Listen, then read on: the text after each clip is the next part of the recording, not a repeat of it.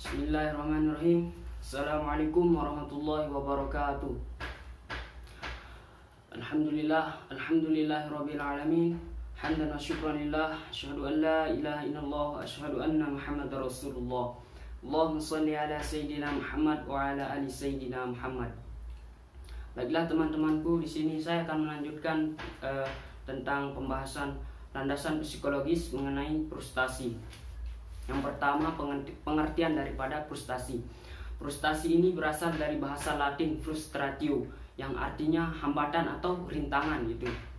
Nah, saya contohkan, misal ada seorang mahasiswa yang mengikuti ujian akhir semester, kemudian dia itu mendapatkan lulus gitu kan, mendapatkan nilai yang sangat memuaskan. Pasti mahasiswa tersebut akan merasa sangat senang gitu. Tetapi jika dia tidak lulus, pasti dia akan merasa sangat kecewa gitu kan. Nah, kegagalan yang terjadi pada individu ini dapat mengakibatkan kekecewaan. Nah, jika kekecewaan itu terus-menerus terjadi dan mengganggu psikisnya atau tindakan maupun emosinya, itu mahasiswa tersebut atau individu tersebut sudah berada pada level frustasi. Nah, dapat kita tarik kesimpulan bahwa frustasi itu adalah kegagalan yang terjadi pada individu akibat tujuannya itu tidak tercapai gitu tujuannya, atau frustasi itu adalah rasa kecewa yang mendalam gitu karena tujuannya itu tidak kunjung terlaksana. Nah, kemudian yang kedua, dampak daripada frustasi. Nah, akibat daripada frustasi itu yang pertama, agresi, marah gitu kan. Nah, apabila individu ini tadi tidak tersampaikan tujuannya itu tadi, maka dia tidak bisa mengontrol dirinya sendiri. Dia menjadi agresif gitu kan, marah-marah atau bahkan merusak. Kemudian yang kedua ada namanya bertindak secara eksplosif. Nah, nanti apabila unek-uneknya tadi udah keluar gitu kan, maka ketegangannya akan mulai mereda gitu atau bahkan menghilang gitu. Dia mulai tenang. Kemudian yang ketiga itu adanya introversi. Introversi ini adalah individu menarik dirinya dari dunia nyata kemudian menuju dunia hayal. Nah, di sana dia berhayal seolah-olah tujuannya itu tercapai di sana gitu. Kemudian selanjutnya yang keempat, perasaan tidak berdaya. Perasaan tidak berdaya. Reaksi ini menunjukkan sikap bahwa individu itu tidak berdaya gitu, merasa patah hati, pasif gitu, atau bahkan merasa sakit gitu.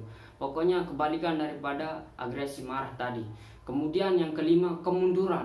Nah, di sini individu ini mengalami kemunduran sikap gitu. Misal dia menjadi kekanak-kanakan, atau bahkan dia menghisap jempol atau kencing sembarangan gitu kan, mengompol. Kemudian yang keenam ada namanya fiksasi. Fiksasi ini adalah kemandekan pada perkembangan berikutnya. Contohnya mahasiswa abadi.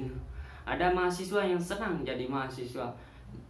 Dia itu membayangkan seolah-olah nanti setelah dia lulus itu dia takut akan suatu hal terjadi pada dirinya yang tidak baik itu. Contohnya beban pekerjaan mungkin, atau dia itu tidak bisa lagi mengikuti kegiatan mahasiswa. Kemudian yang ketujuh ada namanya rasionalisasi. Rasionalisasi ini adalah usaha-usaha untuk mencari dalih pada orang lain untuk menutupi kesalahan atau kegagalannya tadi. Misal ada seorang mahasiswa yang mendapatkan nilai jelek, kemudian mengatakan pada temannya, karena waktu itu saya sakit, dia bilang, padahal sebenarnya tidak apa-apa gitu, dia sehat-sehat saja. Kemudian selanjutnya itu proyeksi. Proyeksi ini individu itu melemparkan kegagalannya itu kepada orang lain atau sesuatu di luar dirinya. Kemudian ada kompensasi. Kompensasi ini individu berusaha untuk menutupi kegagalannya dengan cara-cara yang lain yang dianggapnya memadai. Contohnya dia minum minuman keras atau menjadi pecandu narkoba dan lain-lain. Ada kemudian selanjutnya ada namanya sublimasi. Sublimasi ini adalah dia mengalihkan tujuannya tadi kepada tujuan yang lain yang lebih sosial atau bermanfaat gitu. Contohnya dia putus pacaran, dia menjadi dokter atau yang lainnya gitu.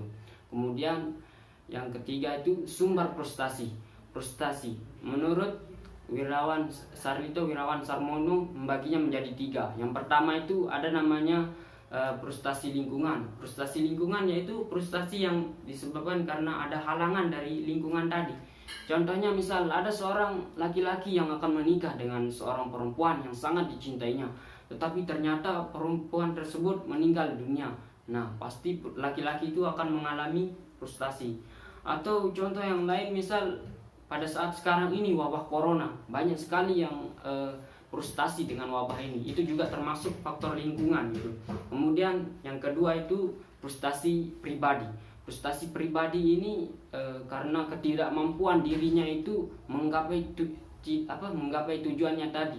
Contoh, ada seorang yang bercita-cita ingin menjadi pemain bola gitu kan, pemain bola yang handal.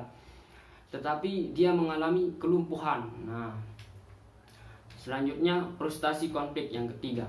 Frustasi konflik sebenarnya ini udah dijelaskan sama materi sebelumnya, tapi frustasi konflik itu adalah frustasi yang terjadi konflik itu dalam dirinya. Contoh misal seorang yang ingin membeli pakaian, kemudian dia memilih, wah ini warnanya bagus, tapi ini juga bagus, ini lebih bagus. Nah, jadi dia konflik terjadi pada dirinya, kemudian menyebabkan frustasi gitu, tidak tahu mana yang mau dipilih.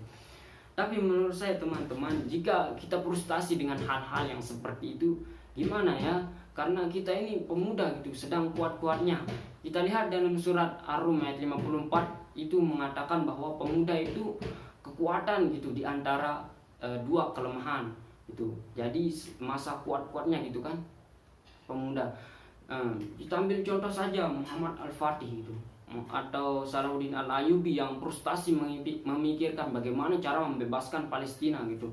Muhammad Al-Fatih itu frustasi galau dia bagaimana menembus benteng pertahanan Konstantinopel.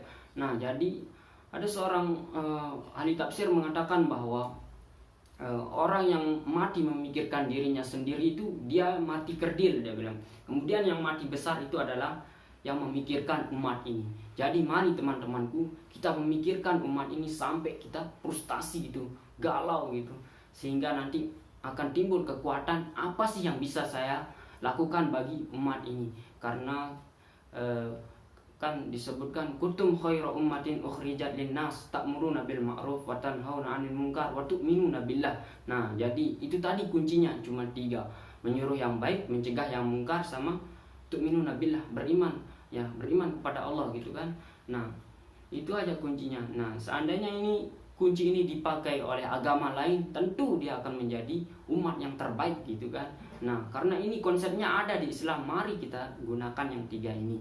Ya, mungkin hanya ini saja yang dapat saya sampaikan teman-temanku.